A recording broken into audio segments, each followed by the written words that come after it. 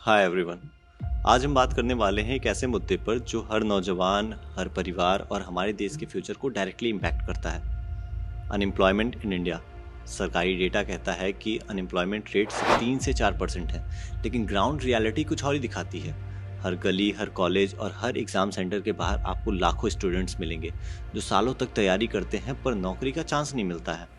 और इसी वजह से आज हम इस इशू में डिटेल में समझेंगे कि स्टैटिक्स क्या कहते हैं, अनएम्प्लॉयमेंट के टाइप्स क्या हैं, कॉजेज़ और एग्जांपल्स क्या हैं, इसका इम्पैक्ट सोसाइटी और इकोनॉमी पर क्या है, एग्ज़ाम करप्शन का रोल क्या है और सबसे इम्पॉर्टेंट इस समस्या का सॉल्यूशन क्या है। सबसे पहले हम बात करते हैं फिगर्स की।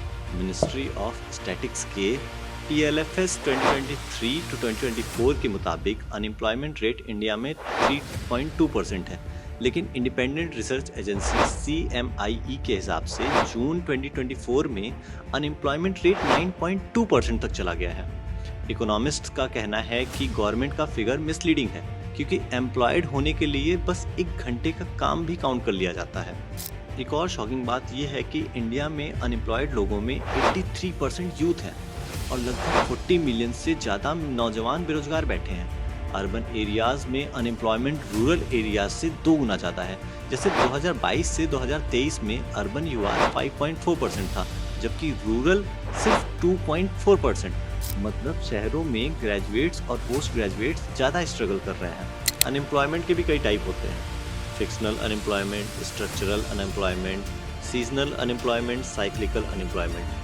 फिक्शनल में क्या होता है कि फिक्शनल जब एक बंदा दूसरी जॉब में शिफ्ट कर रहा होता है या फिर फ्रेशर ग्रेजुएट्स जो होते हैं वो अपनी पहली जॉब छोड़ रहे होते हैं। स्ट्रक्चरल में क्या होता है कि जब एजुकेशन सिस्टम और जॉब मार्केट की डिमांड मैच नहीं करती। फॉर एग्जांपल इंजीनियर्स ग्रेजुएट होते जा रहे हैं लेकिन IT इंडस्ट्रीज़ उतनी जॉब्स क्रिएट नहीं कर रही है।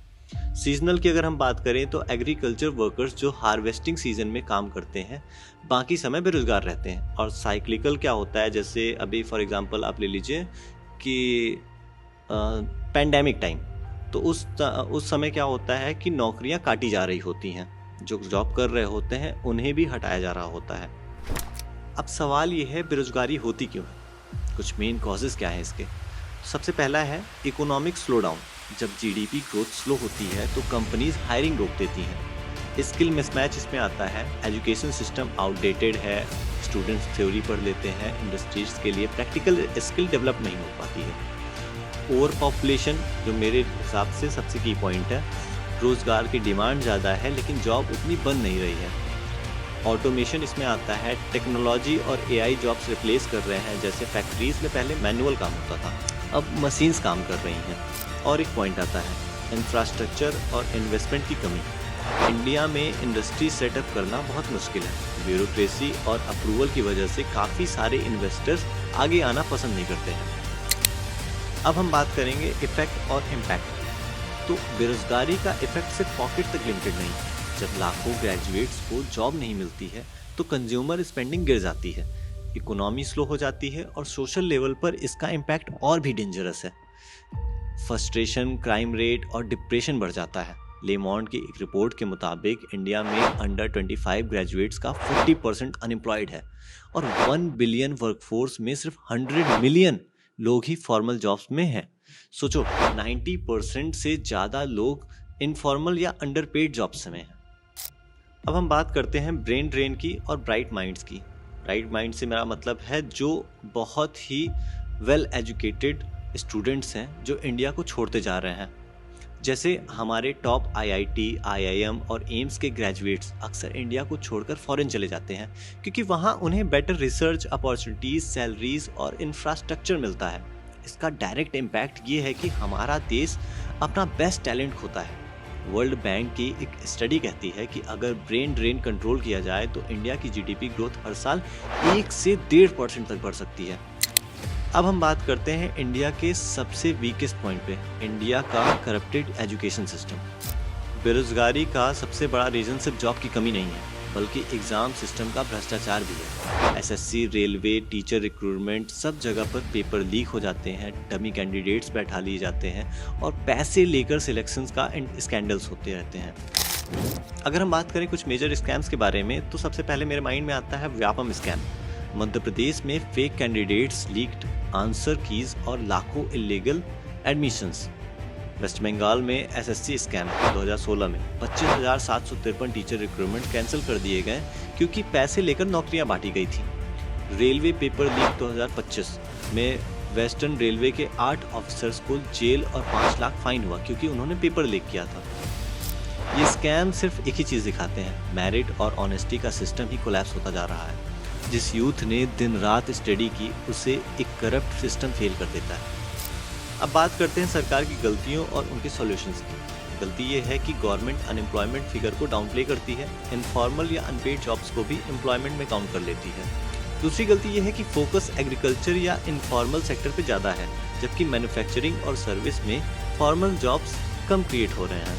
हाँ, कुछ नए स्टेप्स भी लिए गए हैं, जैसे जुलाई 2025 में गवर्नमेंट ने employment linked incentive ELI scheme launch की है, जिसका टारगेट अगले 2 साल में 35 मिलियन जॉब्स क्रिएट करना है।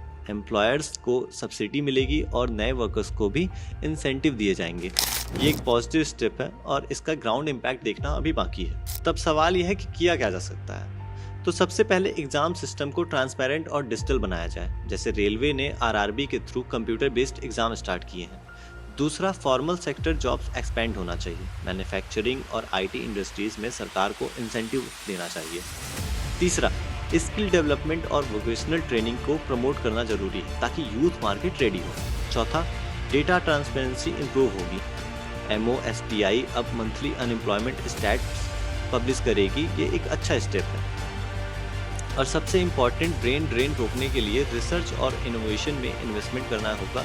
अगर IIT IIM ग्रेजुएट्स को इंडिया में ही सिलिकॉन वैली जैसी अपॉर्चुनिटीज़ मिले तो वो कंट्री छोड़कर नहीं जाएंगे। अब कंक्लूजन की अगर हम बात करें तो कंक्लूजन ये है कि अनएम्प्लॉयमेंट एक सिंपल इकोनॉमिक इशू नहीं है, बल्कि एक नेशनल क्राइसिस है। इसका इम्पैक्ट हर घर, हर नौजवान, हर पेरेंट फील कर रहा है। जब एग्ज़ाम पेपर लीक होते हैं, जब करप्ट लोग पैसे लेकर नौकरियां बांट देते हैं, तब देश का ब्राइट फ्यूचर रुक जाता है। लेकिन पिक्चर अभी बाकी है। रिफॉर्म्स स्टार्ट हो चुके हैं, स्कीम्स अनाउंस हो रही हैं, और अगर हम सब मिलकर प्रेशर बनाएं तो सरकार अकाउंटेबिलिटी ले और यूथ को राइट स्किल्स और अपॉर्चुनिटीज़ दी जाएं, तो अनएम्प्लॉयमेंट की प्रॉब्लम को स्लो ही सही लेकिन सॉल्व किया जा सकता है।